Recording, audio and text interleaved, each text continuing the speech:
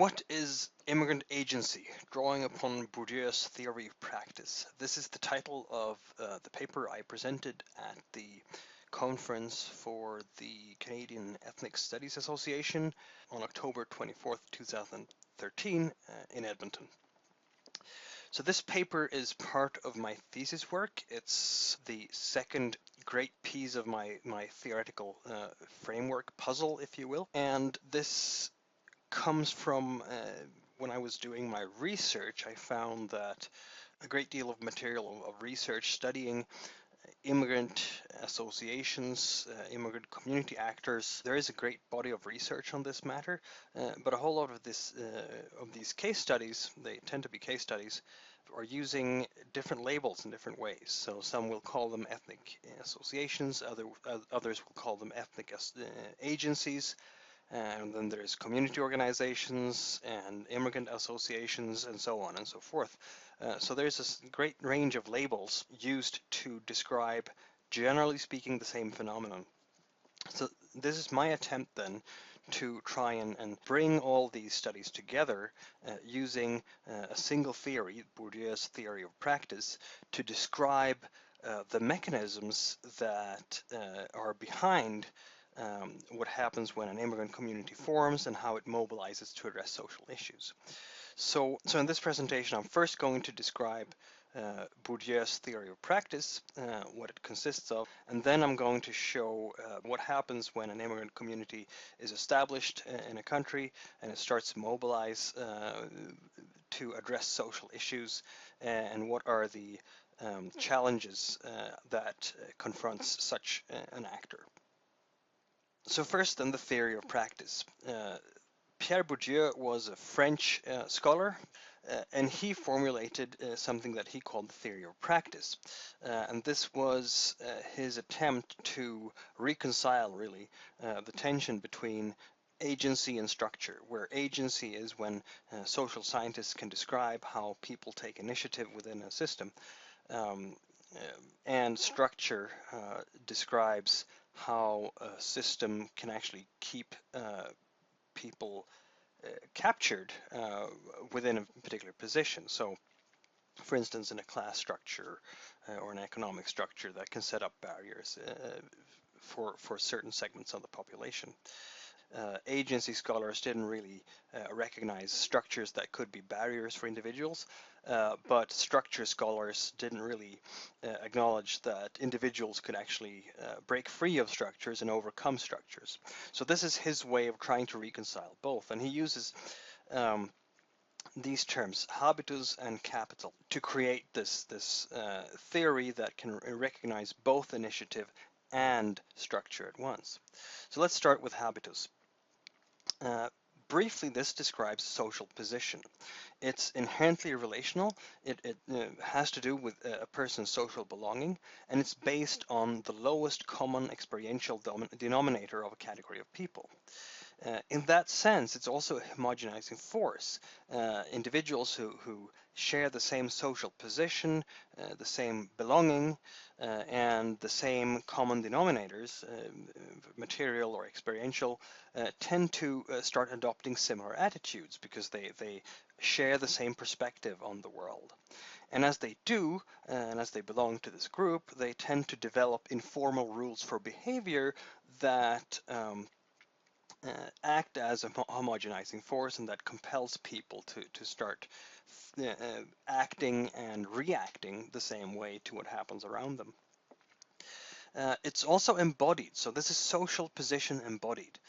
What does that mean? Well, the people who belong to this social position, to the social group, they tend to take up the same type of ideas, the same types of dispositions. They tend to view the world in the same way, and they tend to learn the same forms of competence as competence is defined in that particular social space. So I call this adopted and internalized social reflexes that shape social perceptions in general and generate social actions. It's also agency. So this is where the initiative comes in the sense that people are both constrained by the perceptions of their habitus. If you have lived in a certain social space, you will be good at seeing some things, but you'll probably have blind spots for other things. There's also the possibility to develop unique responses. So habitus as agency means that any individual in the social space will be able to develop unique responses to the environment in any given situation. Those responses will be informed by the social position, but it will also change the social position at the same time. So habitus is not as static as maybe a class structure could be in more orthodox scholarship. It's very dynamic, and there's always a coming and a going within its borders. So the borders can be kind of fuzzy in sometimes, but it's still very significant for how people think about their world and how people react to the world around them. The second part of this has to do with capital. And capital, of course, enables action within a given field. Many people will be familiar with capital from economic capital and discussions on class. But in Bourdieu's framework, he's not content with just thinking about economic capital. It's there, certainly material resources are always important, but there's also social capital, which is the networks any person can draw upon. And finally, there is cultural capital, which gives this theory three different variables to think about when trying to triangulate where a position could fit into a social space. And cultural capital is a bit more difficult to spot. It has to do with professional skills. It has to do with predispositions, as previously mentioned in the discussion on habitus, and knowledge about the rules of the game. So anyone who belongs to a particular social sphere has to know about these informal rules for behavior in order to be able to fully navigate in this social space. So in that sense, this cultural capital really reflects the habitus. Also, cultural capital is acquired through socialization, which means that you can only gain cultural capital over time. Parents can transfer, like money, cultural capital to their children, but it takes longer time, and it's not always a given that 1 unit of cultural capital can become 1 unit of economic capital or vice versa. So how does this happen? Well, parents can send their children to prestigious schools. So in the US, there's the Ivy League schools. In the UK, there's Oxford and Cambridge, which are very, very prestigious schools, of course, that can actually build the cultural capital of the child. So all of these things contribute to building capital. I've chosen here a montage of pictures to illustrate cultural capital and habitus. These individuals come from different social spaces, and you will note that they wear these social spaces. And if these were moving pictures, we'd probably see how those social spaces are even recognizable in body language and movement. So in one social space, you will have a particular dress code, a particular way of having high status and high prestige, which might not transfer entirely into another social space. So if these individuals were to cross over into each other's social spaces, they would probably not know the right skills for how to navigate there, how to behave, what to say, how to act. And it's doubtful that the things that are high status in one sphere would be high status in the other. So that shows how cultural capital is really dependent on habitus and how it's not always transferable. It also shows how we actually react very fast to cultural capital.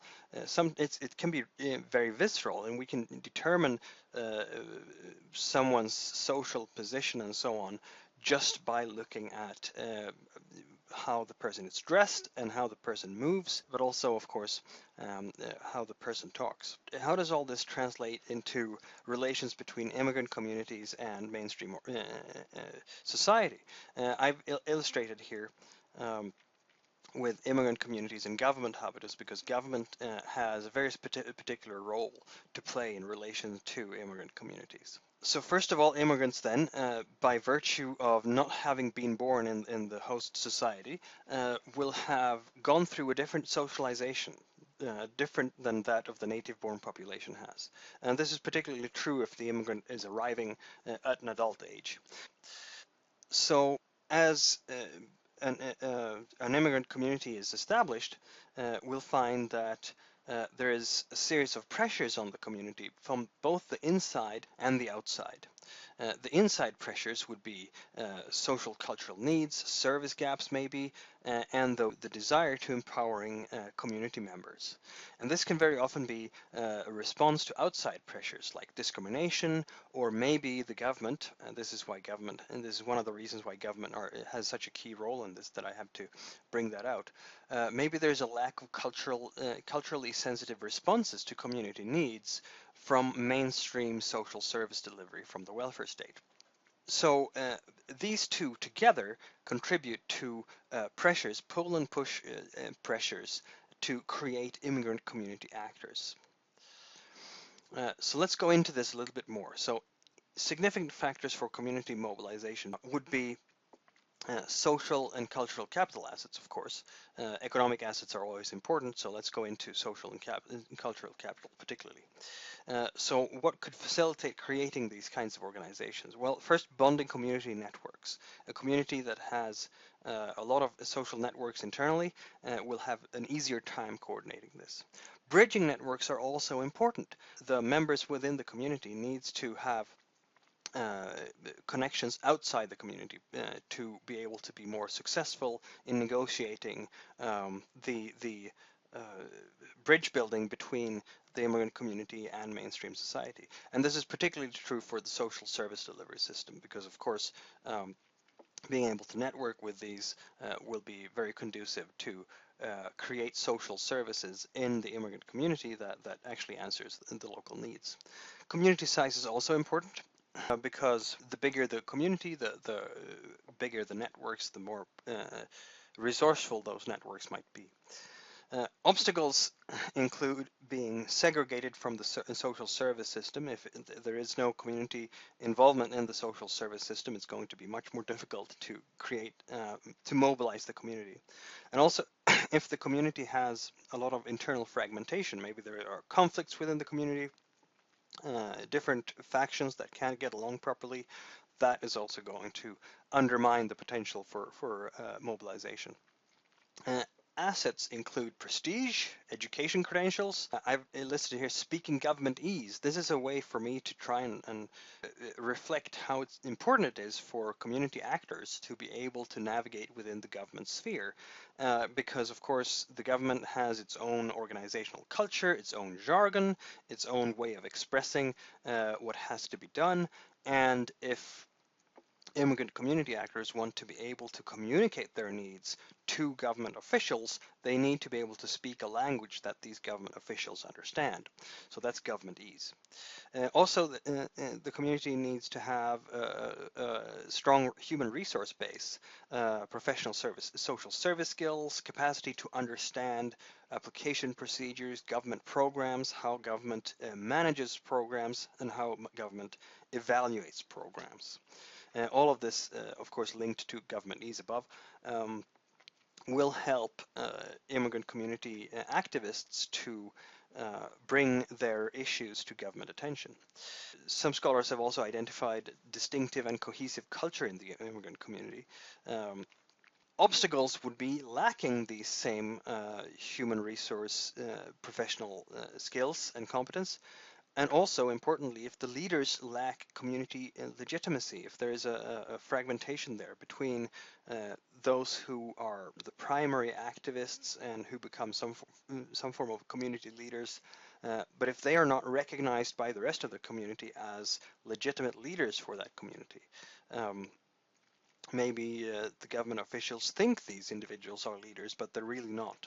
Well, in that case, community mobilization will be impeded because the leaders won't get recognition for what they're doing, and the community won't recognize them as being proper leaders.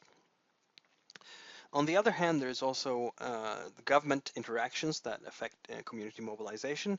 Government can facilitate capital growth by approaching the community inclusively. That can help social capital, networking, and so on. It can also uh, help the growth of cultural capital by giving immigrants room to use their skills and by publicly supporting immigrant organizations. That's very important symbolically, but also encourages immigrant communities to get active. Uh, Governments can also obstruct capital growth. They can close the funding networks to immigrant actors. They can crowd out immigrant initiatives by simply monopolizing service delivery. That's two ways that will stop the growth of social capital. Culturally, they can also do this by delegitimizing immigrant actors, saying that immigrant actors are incompetent, can't do anything. Silencing immigrant initiatives, that's another way of doing this, by pretending that immigrants aren't actually doing anything to address their own social needs, which of course would be in most cases false. Designing too restrictive funding demands is another way to block immigrant initiatives, or they could simply steal the ideas that immigrants have created and try to deliver them themselves within the government service delivery network. Another way to impede the growth of cultural capital in immigrant communities would be to allow stereotypes, negative stereotypes of minorities to guide decision making, which effectively means having a prejudiced public sector. And here's also this lacking capacity to identify the legitimate community leaders that goes hand in hand with such a prejudiced attitude towards immigrant communities. Taking all these factors into account, when these immigrant community actors, organizations, agencies, and so on are actually created, they will have been created on the basis of the community needs, and thus they have effectively been a product of the immigrant community habitus. And so they start out as deeply attached to the immigrant community because of how they come into existence. And this reflects in these different variables. We'll see it in the demography, staff who come from the community, board of directors from the community, members and users from the community. Also in the competence, they will have language skills and cultural skills. They will often be situated locally with their offices, and the programming will reflect this community attachment. But it doesn't stop there, because these organizations have a tendency to grow when they're successful and do service delivery that actually meets the needs of the community. And when that happens, they will attract users from other communities as well. Sometimes maybe there is one community that's fairly large and resourceful and has started and has its own service delivery network, and a neighboring community that is smaller and hasn't managed to start yet. So the members of this neighboring community goes to this first community to get their service needs met. And then the organization grows. And this has been observed in the scholarship, in the research on these actors. And then there's a series of new tensions that happens. First of all, expanding beyond the first community means that the actor has to bridge the gap between these, and that means internalizing more than one habitus in one single organization, and that can be sometimes it's not going to be successful. It's something that has to be managed by the organization. Another problem is state dependency. These organizations might enter into an economic relationship with the state to get funding for the service delivery. And while that's great for getting funding, it can result in the state starting to have influence on the mission of the funder, so of the organization. So the organization might start adjusting its mission to fit funder conditions, and that might actually compromise the attachment to the community.